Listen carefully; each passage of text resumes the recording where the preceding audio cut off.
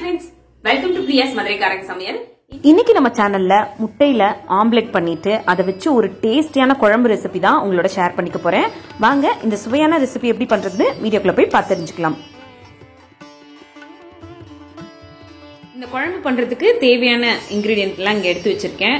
இதோட டீடைல்ஸ் எல்லாமே ஸ்கிரீன்ல கொடுக்கறேன், செக் பண்ணி பாத்துக்கோங்க. 2 முட்டையும் உடைச்சு சேர்த்துக்கலாம்.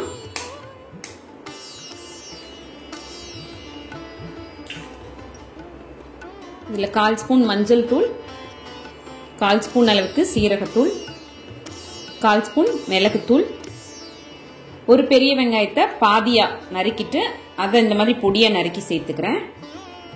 இது கூட 3 சின்ன பச்சை மிளகாய் பொடியா நறுக்கிட்டு சேர்த்துக்கிறேன். பச்சை மிளகாயும் மிளகு பொடியும் உங்களோட காரத்துக்கு தகுந்த மாதிரி பார்த்து சேர்த்துக்கோங்க. இது கூட தேவையான அளவு உப்பு சேர்த்துக்கோ. இதை நல்லா கலந்து எடுத்துக்கலாம். இதுல உப்பு சேர்க்கறதுனால குழம்புல சேர்க்கும் போது கொஞ்சம் பார்த்து சேர்த்துக்கோங்க. இப்போ ஸ்டவ் ஆன் பண்ணி ஒரு தாளிக்கிற பேன் வச்சிருக்கேன். அது சூடாயிடுச்சு. இதுல கொஞ்சமா எண்ணெய் சேர்த்துக்கலாம். நம்ம அடிச்சு வச்சிருக்க முட்டைய ஆம்லெட்டா போட்டு எடுத்துக்க போறேன்.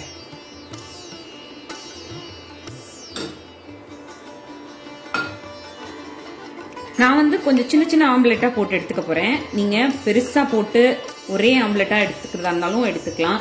அப்படி இல்ல பனியார குழி இருக்கும் இல்லையா, அதுல குட்டி குட்டியா ஊத்திட்டு எடுத்துக்கிறதா இருந்தாலும் எடுத்துக்கலாம். பெரிய ஆம்லெட்டா போட்டீங்கன்னா கொஞ்சம் சின்ன சின்ன பீசஸா கட் பண்ணி எடுத்து வச்சுக்கோங்க. அதாவது ஒரு 2 முட்டை ஊத்துனீங்கன்னா அது ஒரு 5 பீஸா கட் பண்ணி எடுத்து வச்சுக்கோங்க. ஆம்லெட் ரெடி ஆயிடுச்சு. இது தனியா ஒரு பிளேட்டுக்கு மாத்தி வச்சுட்டு இன்னொரு ஆம்லெட்டும் போட்டு எடுத்துக்கலாம்.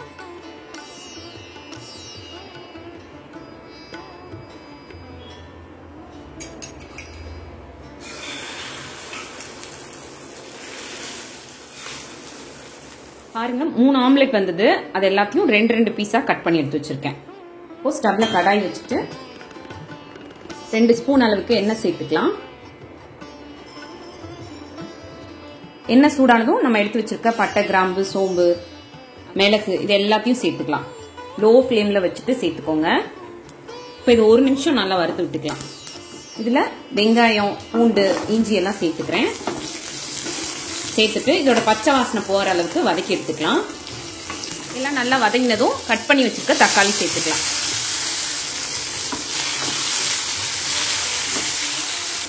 தக்காளி மசீர அளவுக்குலாம் வதக்கணுன்ற அவசியம் இல்ல. சும்மா அது ஒரு 2 நிமிஷம் அந்த பச்சை வாசனை போக வதங்கும் இல்லையா, அந்த அளவுக்கு வதக்கி எடுத்துக்கிட்டா போதும். இப்போ இது வதங்கிட்டு இருக்கும் போதே நம்ம கட் பண்ணி வச்சிருக்க தேங்காய் பீசஸ் சேர்த்துடலாம். இந்த தேங்காய் பீசஸ் நம்ம சட்னிக்கெல்லாம் சேர்ப்போம் இல்லையா, அந்த அளவுக்கு சின்ன பீசஸா எடுத்திருக்கேன். உங்களுக்கு தேங்காய் இன்னும் நிறைய சேர்த்தா பிடிக்கும் அப்படின்னா கொஞ்சம் எக்ஸ்ட்ரா கூட சேர்த்துக்கலாம். இல்ல தேங்காவே கம்ப்ளீட்டா உங்களுக்கு பிடிக்காது அப்படின்றவங்க இதுக்கு பதிலா ஒரு 10 முந்திரி பருப்பு சேர்த்துக்கலாம். இது எல்லாமே நல்லா வதங்கிருச்சு. ஸ்டவ் ஆஃப் பண்ணிட்டு இது ஒரு தனி பிளேட்டுக்கு மாத்தி ஆற விட்டுறலாம். நம்ம வதக்கி எடுத்தது நல்லா ஆறுனதுக்கு அப்புறம் இந்த மாதிரி ஒரு மிக்ஸி ஜார்ல சேர்த்துட்டு கொஞ்சமா தண்ணி விட்டு நல்லா நைஸா அரைச்சு எடுத்துக்கலாம். இந்த மாதிரி அரைச்சு எடுத்துக்கோங்க. இப்போ அதே கடாயிலேயே இன்னும் 2 ஸ்பூன் எண்ணெய் சேர்த்துக்கலாம். எண்ணெய் நல்லா சூடானதும் 1/2 டீஸ்பூன் சீரகம், 1/2 டீஸ்பூன் சோம்பு சேர்த்துக்கிறேன். இப்போ இதுல மீடியம் சைஸ் பெரிய வெங்காயம் 1, அதை பொடியை நறுக்கி வச்சிருக்கேன், அதை சேர்த்துக்கலாம். இந்த வெங்காயம் நல்லா பொன்னிறமா வதங்கி வரணும்.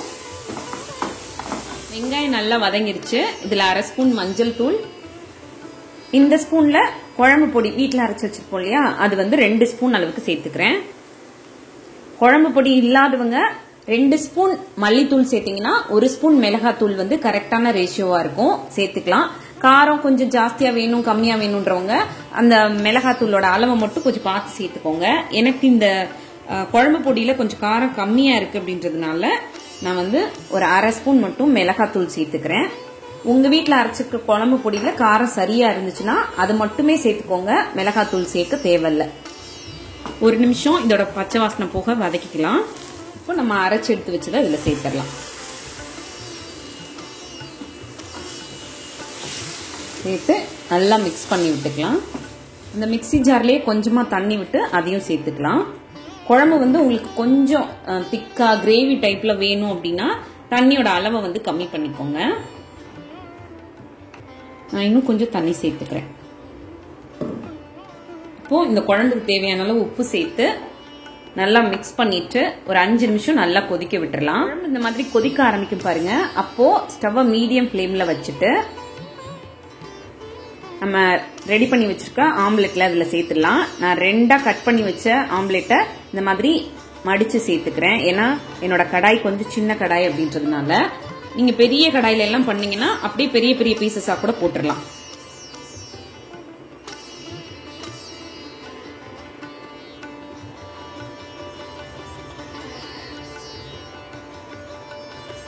இப்போ இந்த குழம்பெல்லாம் அந்த ஆம்லெட்ல படுற மாதிரி இப்படி கொஞ்சமா எடுத்து ஊற்றி விடுங்க.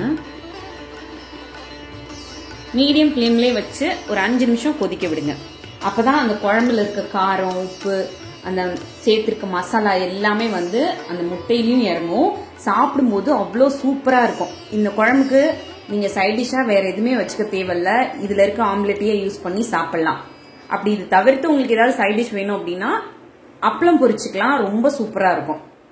பாருங்க, இப்போ குழம்பு நல்லா கொதிச்சு நம்மளோட டேஸ்டியான முட்டை குழம்பு சூப்பரா ரெடி ஆயிடுச்சு.